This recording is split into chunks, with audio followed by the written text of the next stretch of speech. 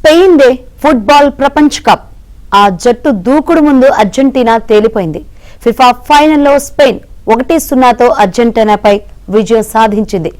అదనపు సమయానికి దారితీసిన మ్యాచ్లో టోరెస్ స్పెయిన్ కు గెలుపు గోల్ను అందించాడు. ఆద్యంతం ఆత్మరక్షణకి పరిమితమైన అర్జెంటీనా గోల్ ప్రయత్నాలు చేయలేకపోయింది. మ్యాచ్లో స్పెయిన్ దే తిరుగులేని ఆధిపత్యం.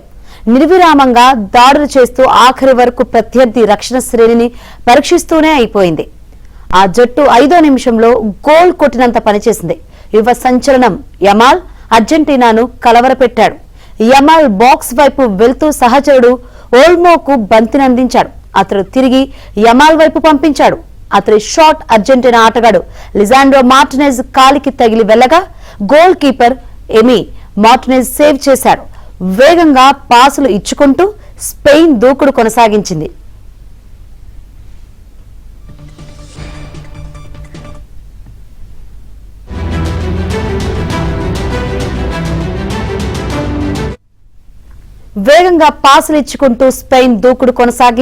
మిడ్ఫీల్డ్ లో స్పెయిన్ కెప్టెన్ రోడ్రి పాదరసంలా కదిలాడు.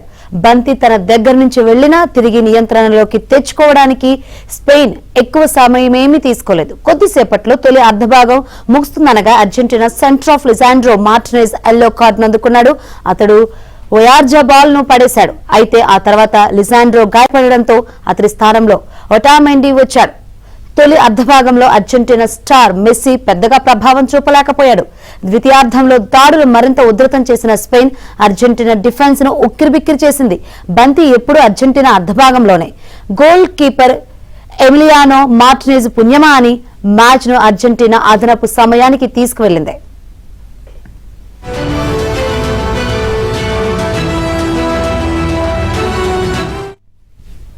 గోల్ ముందు వీరోచితంగా పోరాడిన మార్టినెజ్ ఎన్ని సేవులు చేశాడో లెక్కలేదు.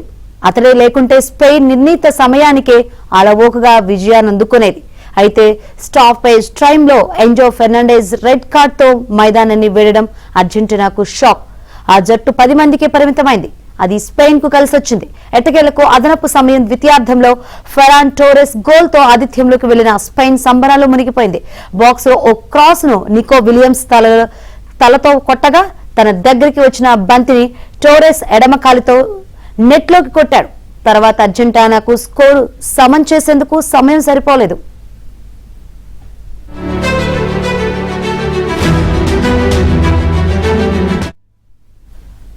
ఫిఫా ప్రపంచ కప్ విజేత భారీ నగదు బహుమతి దక్కించుకుంది. మొత్తం ప్రైజ్ మనీ 6,306 కోట్లు కాగా ఇది గత ప్రపంచ కప్ లో ఇచ్చిన మొత్తం కంటే 50% అధికం.